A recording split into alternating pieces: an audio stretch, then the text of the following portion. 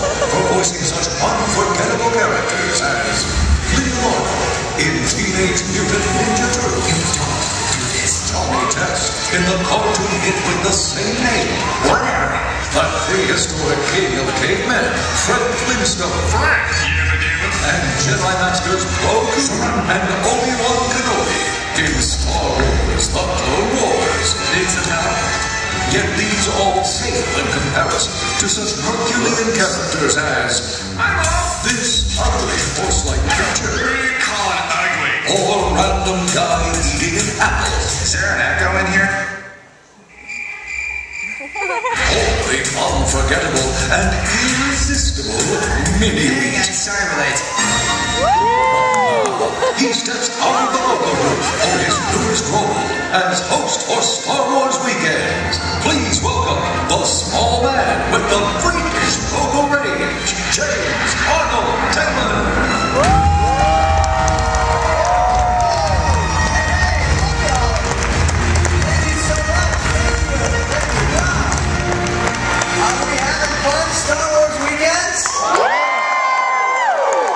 In the words of Johnny Test, awesome!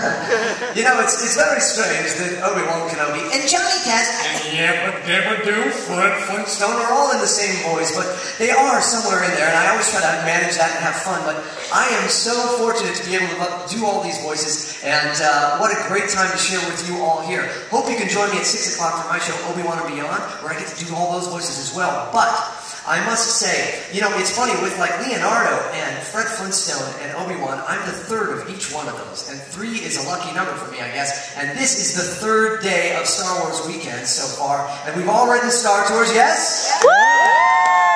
And we're all ready to have a good time, yes? I'm sorry, no. We're all ready to have a good time, yes? But I feel you are the chosen ones! Yeah! Alright, good. Well, we have quite a show. We have Boba Fett himself, Daniel Logan here. The legendary C-3PO, Mr. Anthony Daniels. So let's get right to it, shall we? My first guest is a wonderfully talented young man. Got his start at the age of 13 in episode 2 of Clone Wars. See, I do it again. Clone Wars, all I think. Clone Wars. Attack of the Clones. But he started at age 10 as an actor, and he is an amazing actor at that. Let's take a look at the screens and see some of his work.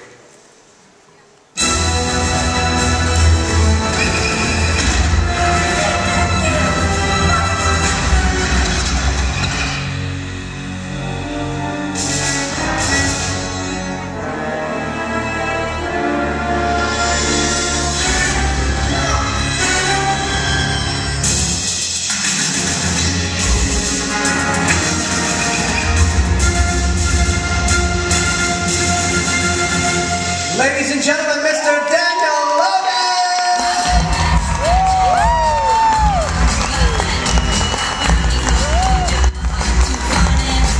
No! What's up, Disney World? Hello! I am the 5th company in the whole of Disney. Fighting the Star Wars ride. Oh my goodness, Master Maybe you Yoda. didn't, but I got it. Let's come to this. Daniel, please, have a seat. Join us. Master Yoda can stay right there. Master Yoda. Sleep. How are you? You've been on Star Tours many times, I know.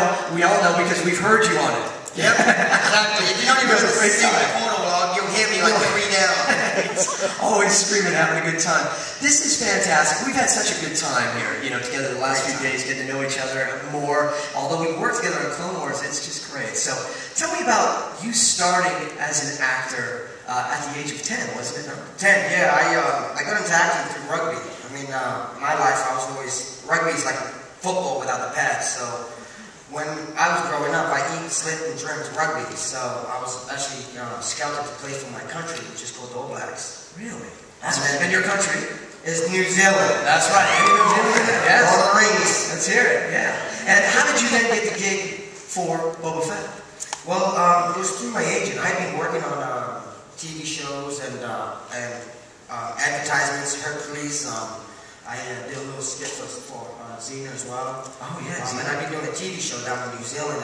And basically the audition came, but I had no script. I wasn't allowed to be told who I was going to be playing because it was all hush-hush. Yeah. And I basically just went along, had an interview like we are right now. Yeah. But instead of a bunch of eyes, it was just a camera. And So for all of those young people out there that want to pursue acting and stuff, it can be done through an audition. You can still get that break that turns into the big thing. Yes. look at me, you know, I'm the living example. Let's definitely look at you way back when, huh? Let's go. Look at the screens there. Uh-oh. I go up and fall and fry the net, and then I become a bounty hunter. Whoa, I didn't even get the jetpacks. One of the great things about episode 2 is it really delivers on this mysterious and wonderful character, Boba Fett. Boba Fett's like 11 years old in this one. Come back on Monday, I think, and fly in spaceships. Can you do that? Fly through asteroids? Fight? Shoot? Took him under my arm. Call me Dad now, while we're here. Okay, I'll call you son, you know, just so we get the bit of bonding going. We still use our imagination. We didn't see things to direct it. There's something like imagination. I love Boba Fett. I mean, we get to spend a lot of time with him in this movie. We get to understand where he comes from, but we also understand that his identity is forged in some of the most powerful events that take place in the whole Star Wars saga. May the force be with me. That is awesome, isn't it? And so tell me, there's just one of you, as far as I know. Well, there's actually 87 clones out there in the universe somewhere else. That's right. How was it playing all those different clones? Because you had to shoot that individual each time, is that right? Yeah, every single clone you see right there, I had to sit in every single one of those positions. And every single time I sat in that position, I had to be told, okay, look at this guy differently. Talk like you're talking this differently. Like, look differently. But they had to also pull off the headset and change it all around. So, I mean, it took two I can't remember how long the days were, but they were long. And it took 2 whole days just to film a 2-second scene, or not even that. It's like, and you and I think we both kind of found that we like to move around. We like to be very active. Is that tough then, at that age, to just sit there and just do that? It was hard, but I have a mother who's from England, Manchester. If you've met her, oh man. I could feel her pulsing eyes through the dark studio, you know, and it was kind of like, I wanted to get up and jump around, but I could feel my mother's eyes going, sit down. So that's kind of what kept me in line. But you did have some fun on the set, too. I had the most fun. You know, now, I admire this one character, Obi-Wan Kenobi, played by a masterful actor, Ewan McGregor, yes? Anybody a Ewan McGregor fan out there? You got to just hang out with Ewan McGregor. How was that? Well, as you just saw from that last picture, me and Ewan were really close. I mean, he treated me literally like a nephew. From the scene when he first came to the door and actually helped me out with that eyeline to just spending time backstage.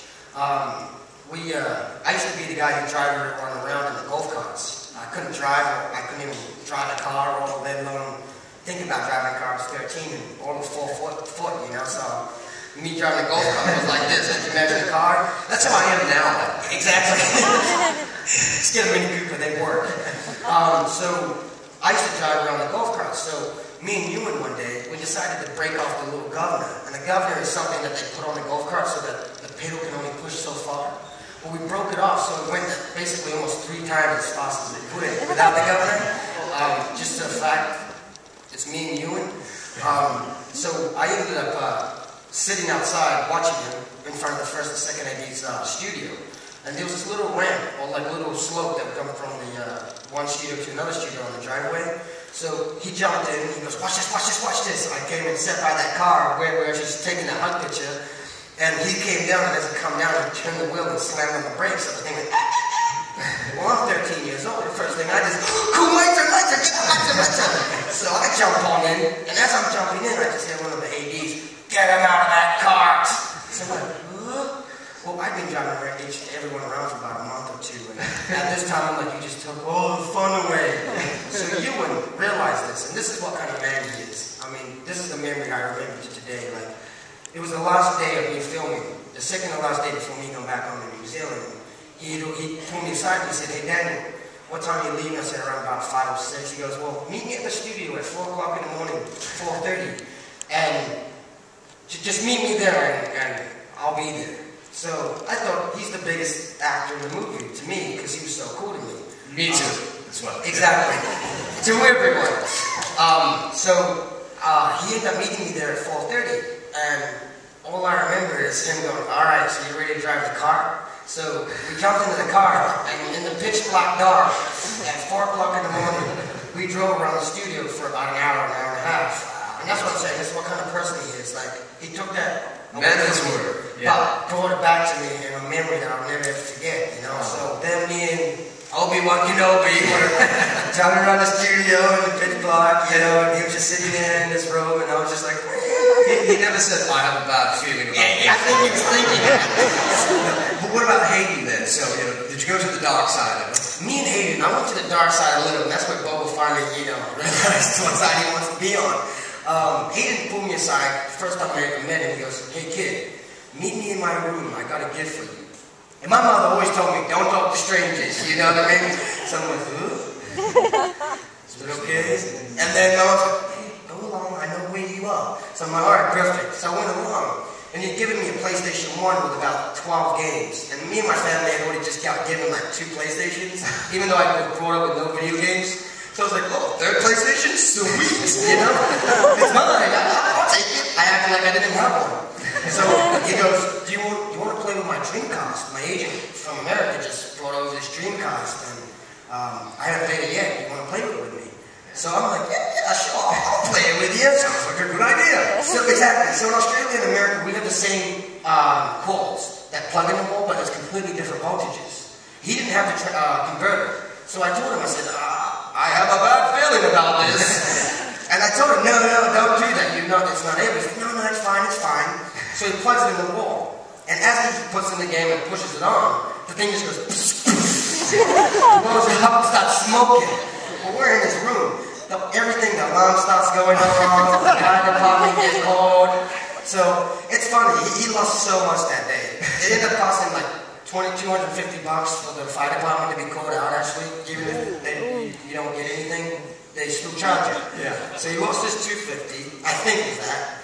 He lost his Dreamcast, and he also lost his PlayStation 1 because I never gave it back. I have a feeling he's telling the same story somewhere as well. He probably is like that. Yeah, and I lost this. Thanks, Dan. You know, we have some questions. We had fun. We went out to the park and had folks ask questions because everybody wants to know so many things. So here's a question from a fan for you, Mr. Logan. Let's take a look at the screens. Uh-oh. All right, Daniel, we have a question for you here. What was the most embarrassing thing that ever happened to you on set? I'd like to know that. Most embarrassing, yes. Besides being confused with being a girl once in a while. No, most embarrassing. It's a tricky one, right? Because there's so many embarrassing things, or there's so little. I mean, you just look at me. It's embarrassing. Most embarrassing. You know what? To tell you the truth, it wasn't on the film. It was on the cartoon. I was just about to ask. We have some antics on Clone Wars, and the best thing is now we get to work with you, and we get to work with Anthony as well when we bring him out. But you've had some incidents with some bugs or something. I know, there was this cricket. I thought I was part of the Mulan set, you know, that little Asian Disney thing. And I kept having this crickets, and I have a lot of reptiles, and I feed my reptiles for crickets. I thought maybe one jumped in my pocket, you know, on the way to set. So I was like looking around. Cricket. And then it ends up being it's D. Bradley Bacon, the voice of all the clones, the other clones that aren't the younger clones. He does this great sound. He has pretty much any noise in any movie, a creature sound, and so he does this cricket sound just when the mics are not rolling, and it was. You weren't expecting it, yeah. He can go from not moving his lips to making a cricket sound. So then he'd open his mouth, doing these amazing voices. I'm like, oh, where did that come from? And the weird thing is, D will be here very soon in a few weeks on that. So let's come out and see him. He is a great man. I mean, just the opportunity to be able to work with him and just his talent level is amazing. And the stuff that he creates just within his mouth and his brain, he is a very talented person, and I recommend if you're here for that weekend, definitely come out and see him. He did not pay me to say that, but he will be paying me once I get home. But I'll pay you for it. Yeah. All right, let's take a look at you behind the scenes on Clone Wars.